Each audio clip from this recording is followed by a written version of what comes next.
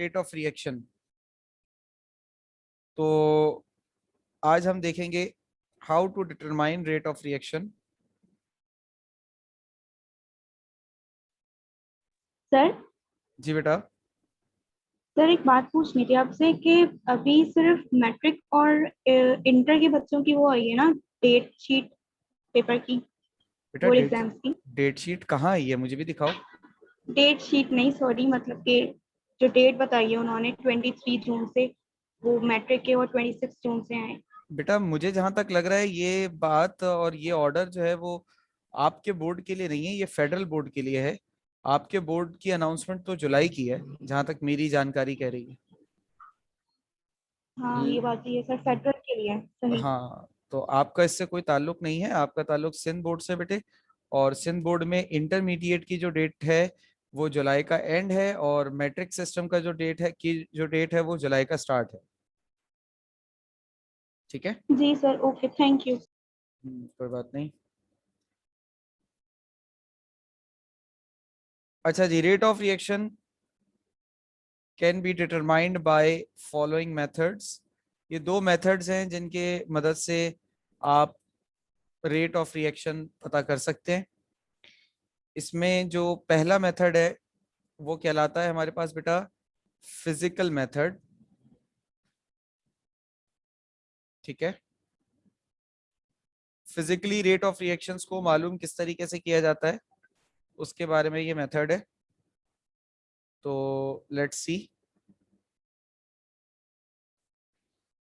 अच्छा जी, अब इसमें इस मेथड में करते क्या है हम। इन दीज मेथड्स, जो फिजिकल मेथड्स होते हैं, इसमें हम क्या करते हैं, we measure change of some physical property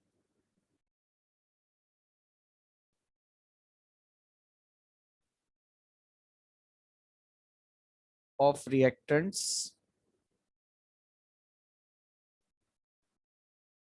और प्रोडक्ट्स।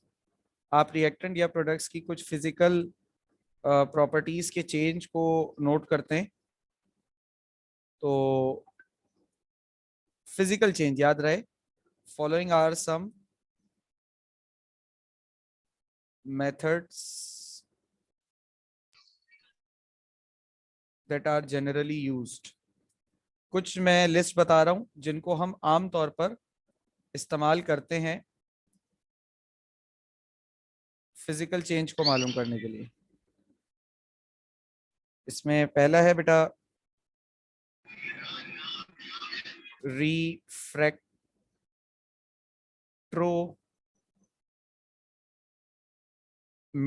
मेथड।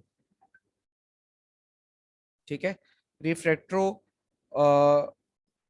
मेट्रिक मेथड में क्या होता है, रिफ्रैक्ट्रोमेट्रिक मेथड में बेटा हम चेंज इन रिफ्रैक्टिव इंडेक्स मालूम करते हैं, और इसकी मदद से बता देते हैं। जैसे मिसाल के तौर पे एक रिएक्शन हो रहा है, एक सब्सटेंस है ए और वो बी के साथ रिएक्ट करके फॉर एग्जांपल सी में बदल रहा है। अब इनिशियली जब हमने इस ए और बी के मिक्सचर का रिफ्रैक्टिव इंडेक्स निकाला तो फॉर एग्जांपल वो आया 1.6। अब with the passage of time जैसे जैसे प्रोडक्ट बनता जाएगा वैसे वैसे इसका जो ये रिफ्रैक्टिव इंडेक्स होगा ये चेंज होता जाएगा। अच्छा, चेंज होके सर क्या होगा, बढ़ेगा कम होगा, बेटा ये नहीं पता। अलग अलग रिएक्शन में अलग अलग तरह से वेरिएशन आती होगी, ये हम नहीं बता सकते कि कम होगा या ज्यादा होगा। इतना पता है चेंज होगा। इस चेंज के हिसाब से हमें हमें आइडिया हो जाएगा कि जो रिएक्शन रेट है वो क्या आ रहा है। अच्छा, अब ये जो चेंज आ रहा है रिफ्रैक्टिव इंडेक्स में, इस चेंज का रेट हम अगर मालूम कर लें तो हमें रिएक्शन का रेट भी पता चल जाएगा। ये अप्रोच है। क्लियर हुआ ये क्लियर हुई ये वाली बात बेटा। जी सर। अच्छा, जी सर। दूसरा तरीका क्या है बेटा, स्पेक्ट्रोस्कोपिक मेथड।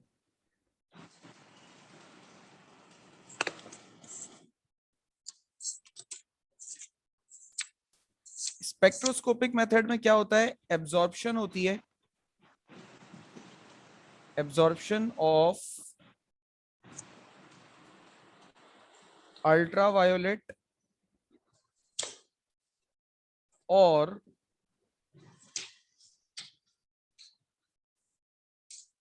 Infrared radiation. भाई इसमें भी आप सेम अप्रोच इस्तेमाल करो, रिएक्शन हो रहा है ए बी का और वो बन रहा है सी। अब ए बी को रिएक्शन कराने से पहले उनकी स्पेक्ट्रोस्कोपी कराई गई, यानी उनके अंदर अल्ट्रावायोलेट या इंफ्रारेड लाइट डाली गई। तो हमने देखा कि भाई उन्होंने एक पर्टिकुलर अमाउंट की लाइट को एब्जॉर्ब कर लिया अपने अंदर, लेकिन जैसे जैसे रिएक्शन आगे बढ़ेगा वैसे वैसे सी बनेगा। अब सी बनता जाएगा तो लाजमी सी बात है बेटा, सी ए और बी से अलग है ना, तो सी की जो लाइट एब्जॉर्ब करने की सलाहियत होगी वो ए और बी के मुकाबले में अलग होगी, कम होगी या ज्यादा होगी, इक्वल नहीं होगी, क्योंकि अलग चीज है ना। तो इस अप्रोच को कहते हैं हम स्पेक्ट्रोस्कोपिक मेथड। इसके बाद इसमें किसी को कोई सवाल स्पेक्ट्रोस्कोपिक मेथड में? नहीं सर। No sir. फिर आता है आपके पास कैलोरीमेट्रिक मेथड। अच्छा, कैलोरीमेट्रिक मेथड जो होता है आपके पास, ये क्या होता है? ये होता है चेंज इन कलर इंटेंसिटी। अच्छा, कलर इंटेंसिटी किस चीज की? उस सब्सटेंस की बेटा जो रिएक्शन कर रहा है। अब मिसाल के तौर पे आपने ए लिया डार्क ग्रीन, बी लिया डार्क रेड, दोनों को मिक्स कर दिया, अब सी बन रहा है, वो बन रहा है लाइट ब्लू, मिसाल दे रहा हूं।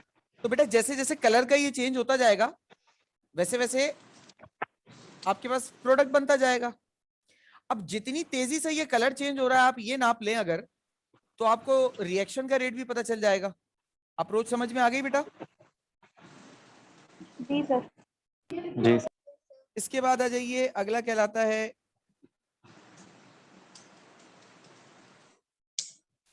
Conductivity method. अच्छा जी, कंडक्टिविटी मेथड में क्या करते हैं बेटा?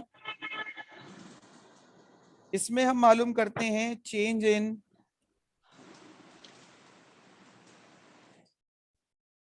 Electrical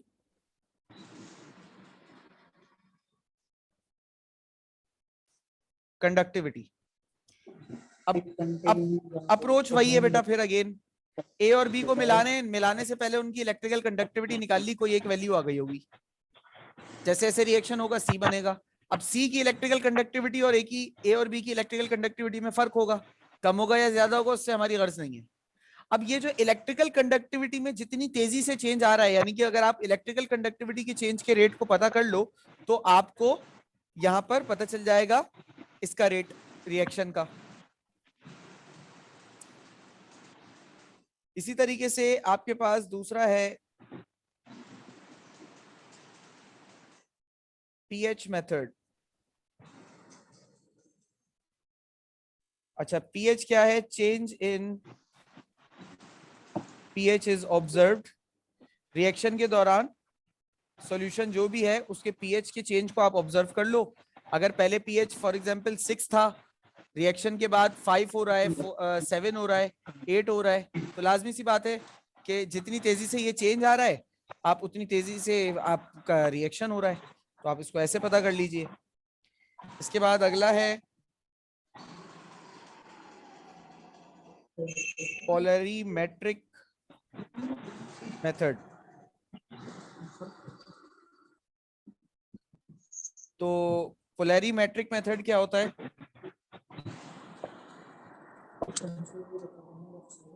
change in optical rotation of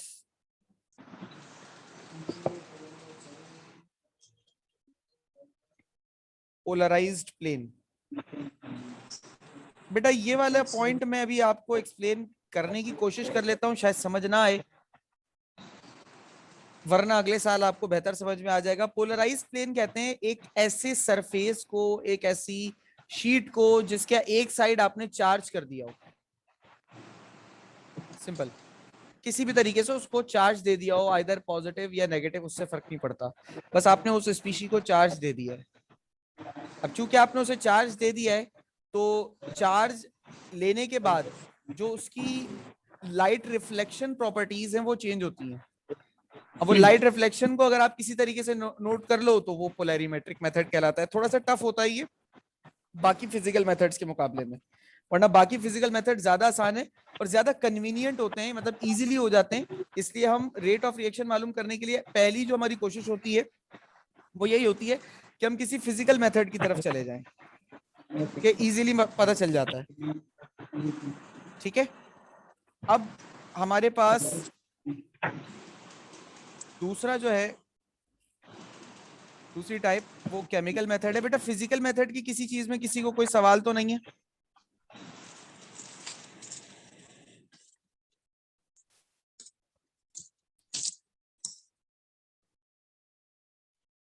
last point में रिपीट कर देता हूं बेटा, बिल्कुल। पोलैरिमेट्रिक मेथड बेसिकली एक ऐसा मेथड होता है बेटा जिसमें हमने किसी कोई एक सरफेस है उसकी एक साइड को चार्ज कर दिया। जब हम किसी एक सरफेस की एक साइड को चार्ज करते हैं ना, तो उसकी वजह से उसकी जो लाइट रिफ्लेक्शन प्रॉपर्टीज होती हैं, जिसे हम ऑप्टिकल प्रॉपर्टीज कहते हैं, उसमें चेंज आ जाता है। अब अलग अलग सब्सटेंसेस के जो चार्ज होने की ये एबिलिटी है ना, ये अलग अलग होती है। जब चार्ज होने की एबिलिटी अलग अलग होती है तो सबकी जब लाइट रिफ्लेक्शन प्रॉपर्टी की बात होती है तो वो भी अलग अलग होती है। ये चीज है बेटा। क्लियर है सुमैया?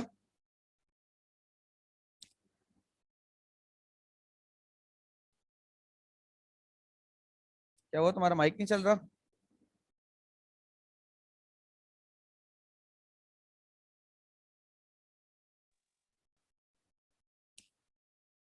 अच्छा जी, अब इसको जरा देखिएगा, इसकी मैं पहले पूरी तफसील लिख दूं। In this method generally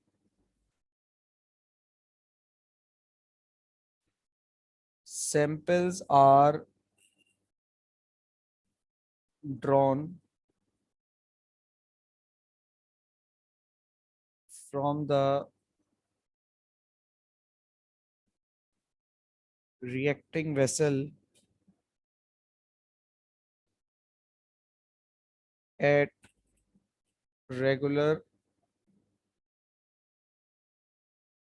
interval of time। अब ये वही जो हम कल बात कर रहे थे ना, rate of reaction experimentally determine करने का, ये वही तरीका है। The reaction is stopped by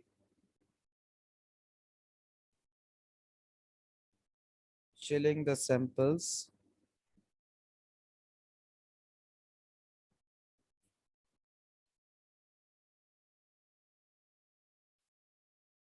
by adding a suitable chemical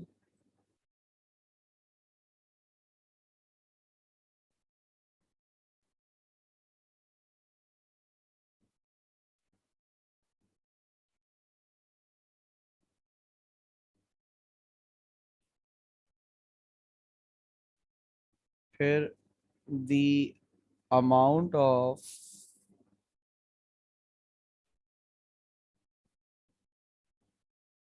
product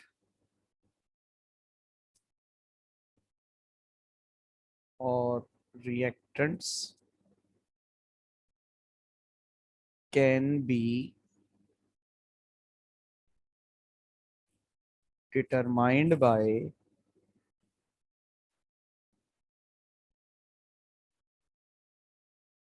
titrating the sample with proper chemical reagent।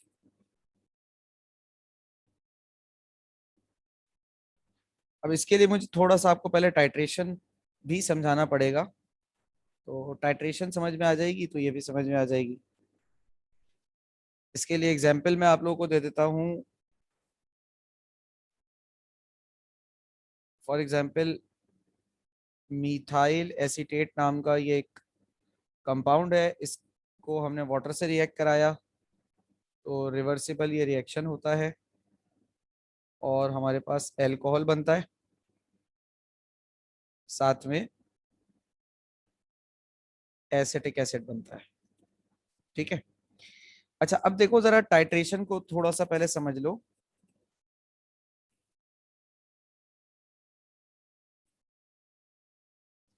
अच्छा अब मैं इसको पूरा पहले लिख दूं।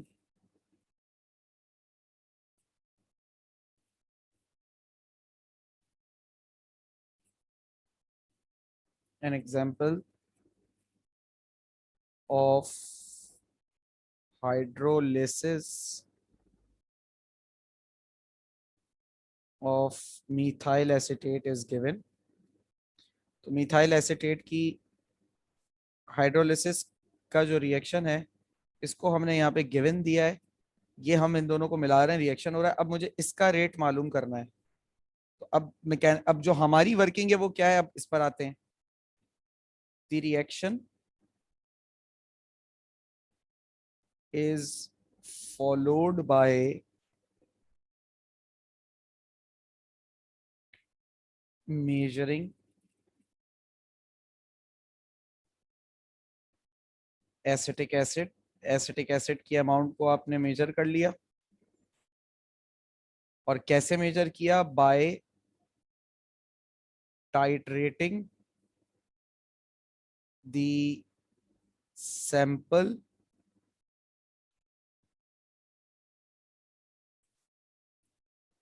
Eight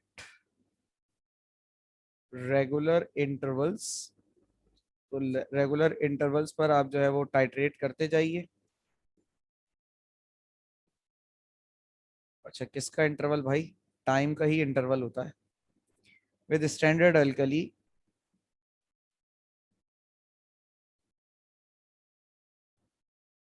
standard NaOH। Standard NaOH का मतलब जिसकी कॉन्सेंट्रेशन वगैरह आपको पता हो, ठीक है ना। अच्छा यहाँ पर क्या हो रहा होगा, with the passage of time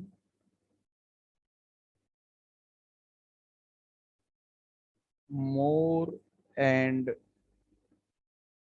more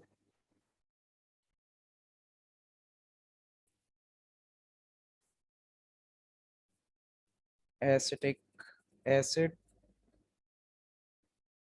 is produced।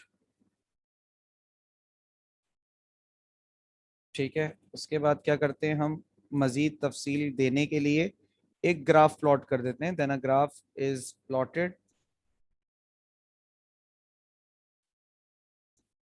Between concentration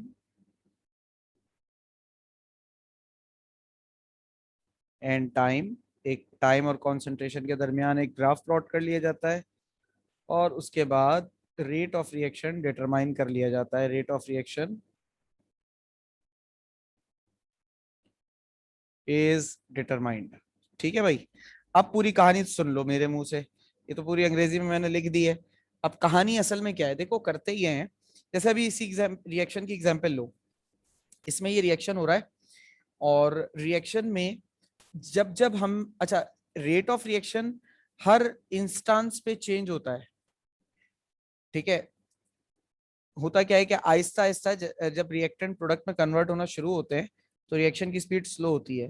with the passage of time ये स्पीड बढ़ती है, और with the passage of time ये स्पीड कम भी होती है। ठीक है, अब आपने एक पर्टिकुलर कोई आपने वक्त लिया, फॉर एग्जांपल ये रिएक्शन 2 घंटे में हो रहा है। अब आपने बोला यार मैं हर आधे घंटे बाद इसका रेट मालूम करूंगा, हर आधे घंटे बाद, यानी 30 मिनट बाद, फिर 60 मिनट बाद, फिर 90 मिनट बाद, और फिर 120 मिनट पर तो कंप्लीट ही हो जाएगा। तो 119वें मिनट में मालूम कर लूंगा फॉर एग्जाम्पल। अब मालूम करने का तरीका क्या है कि जिस कंटेनर में रिएक्शन हो रहा है ना, उस कंटेनर में आधे घंटे के बाद आप इस प्रोडक्ट को उस कंटेनर से निकालो, या आपने एसिटिक एसिड निकाल लिया फॉर एग्जाम्पल, और इस रिएक्शन को किसी तरह से रोक दो। अब किस तरीके से रोका जा सकता है, जैसे यहां पर एक एग्जांपल दिए कि आप यहां पर कोई एक सूटेबल केमिकल ऐड कर दो। जैसे यहां पर मैंने अभी एक बात लिखी भी है कि आप कोई सूटेबल केमिकल इसके अंदर ऐड कर दो। अब वो सूटेबल केमिकल ना हर रिएक्शन के लिए नहीं होता बेटा, ये भी सुन लो। मतलब किसी किसी रिएक्शन में आप कोई केमिकल ऐड करते हो तो वो रिएक्ट भी नहीं करता, रिएक्शन में हिस्सा भी नहीं लेता, और इसको मतलब रिएक्शन को वक्ती तौर पे रोक भी देता है। लेकिन हर रिएक्शन में ऐसा नहीं होता, ठीक है। अब आपने किसी तरह इस रिएक्शन को रोक दिया, उसी स्टेज पर रोक दिया। अब जब कंटिन्यू होगा तो इसी स्टेज से कंटिन्यू होगा, पॉज किया आपने फिल्म की तरह, ठीक है। ये करने के बाद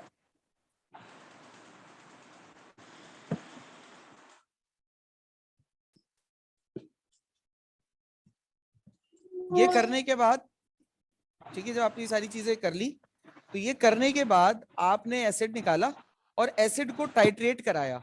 सर एसिड की टाइट्रेशन कराने से हमें अमाउंट का कैसे पता चलेगा? बेटा पता चलेगा ना, जब आप लोग एसिड की टाइट्रेशन कराते हो, आप लोगों ने अगर कॉलेज में जाके गलती से प्रैक्टिकल्स किए हो तो आपके पास एसिड टाइट्रेशन जो भी हो उसके अंदर दो चीजें होती है, एक ब्यूरेट होता है, एक लिक्विड आपने ब्यूरेट में भरा हुआ होता है, ठीक है, और एक लिक्विड आपके पास कॉनिकल फ्लास्क में होता है, ठीक है। एक लिक्विड आपके पास कॉनिकल फ्लास्क में होता है, एक लिक्विड आपके पास ब्यूरेट में होता है। अच्छा, जिस लिक्विड की आपको कॉन्सेंट्रेशन वगैरह पता नहीं होती ना, वो ब्यूरेट में होता है, और जिसकी कॉन्सेंट्रेशन आपको पता होती है वो आपके पास फ्लास्क में होता है। और ये दोनों चीजें यानी ब्यूरेट और फ्लास्क की जो चीजें ये आपस में रिएक्टिव भी होती हैं। तो आपने क्या किया, आपने ब्यूरेट के अंदर फॉर एग्जांपल जो उस रिएक्शन से प्रोडक्ट निकाला यानी कि एसिटिक एसिड वो ले लिया। अब एसिटिक एसिड की कॉन्सेंट्रेशन क्या है I don't know, conical flask में आपने NaOH ले लिया। अब इसकी कॉन्सेंट्रेशन क्या है? स्टैंडर्ड से मुराद ये आपको पता है कि आपने कितना लिया है, ठीक है, ये आपको पता है। इसके बाद आपने टाइट्रेशन की, इस टाइट्रेशन के नतीजे में एसिटिक एसिड का वॉल्यूम पता चल गया, फिर उस वॉल्यूम की मदद से आप कॉन्सेंट्रेशन फाइंड कर लेते हो कैलकुलेशन के जरिए। तो आपको एसिटिक एसिड की कॉन्सेंट्रेशन पता चल जाती है उस टाइम पर जिस वक्त आपने इस रिएक्शन को रोका था। अब आपने फॉर एग्जांपल 30th मिनट में इसको रोका था और 30 मिनट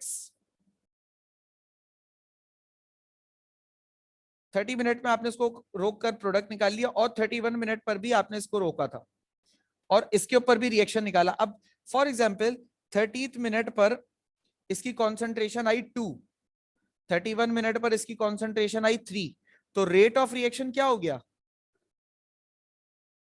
रेट ऑफ रिएक्शन के हिसाब से dx ओवर dt होता है। अच्छा, what is dx and what is dt?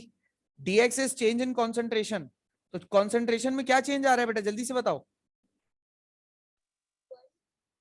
क्या चेंज आ रहा है बेटा? 1 का आ रहा है, 1 का चेंज आ रहा है, वेरी गुड।